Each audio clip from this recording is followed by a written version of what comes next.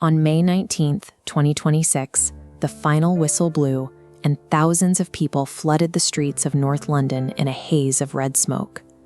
They were exhaling 22 years of pent-up anxiety. For this fan base, the title was a mass psychological exorcism. This collective wound started with the impossible baseline set by the 2004 Invincibles.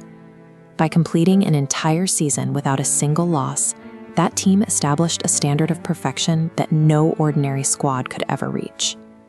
The fracture in the club's psyche occurred on a single afternoon in 2008. The trauma of a brutal injury to striker Eduardo gave way to Captain William Gallas sitting alone on the pitch, having a very public emotional meltdown. That moment signaled a shift. A dominant sporting institution began its transformation into a multi-decade case study of chronic collective trauma. In April 2026, a viral post claimed that supporting Arsenal had become the #2 cause of depression among men. While the claim was a mix of internet banter and exaggerated storytelling, it reflected a very real emotional reality for millions of supporters. Psychologists define this experience as big defeat head loss. Its first clinical stage is somatic grief, where fans experience physical manifestations like sleep disturbances, loss of appetite, and a persistent low mood following a loss. The second stage is digital escapism.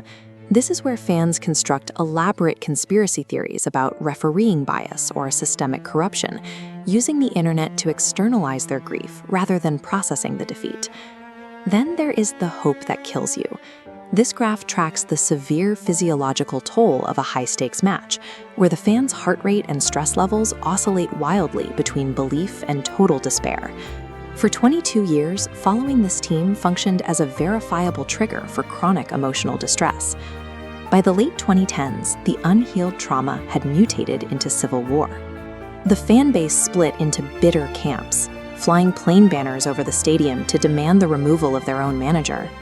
New forms of fan media began to commodify this despair.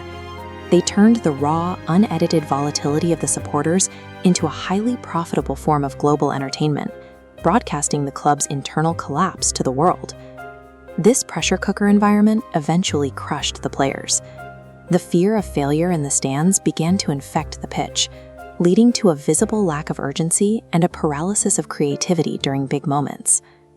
The toxic era reached a peak in 2019, when Captain Granit Xhaka swore at his own home crowd and tore off his shirt.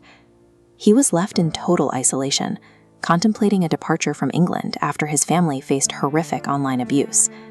The institution had reached a breaking point.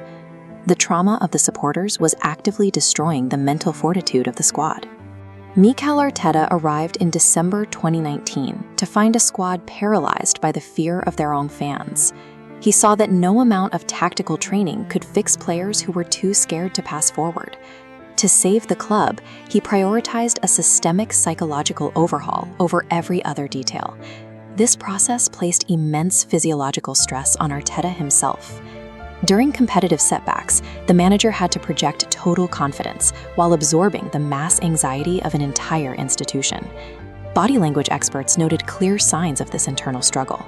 During losses, Arteta showed a doubled blink rate and tightly suppressed lips, nonverbal cues of a man fighting to keep his own frustration from breaking the squad's fragile confidence.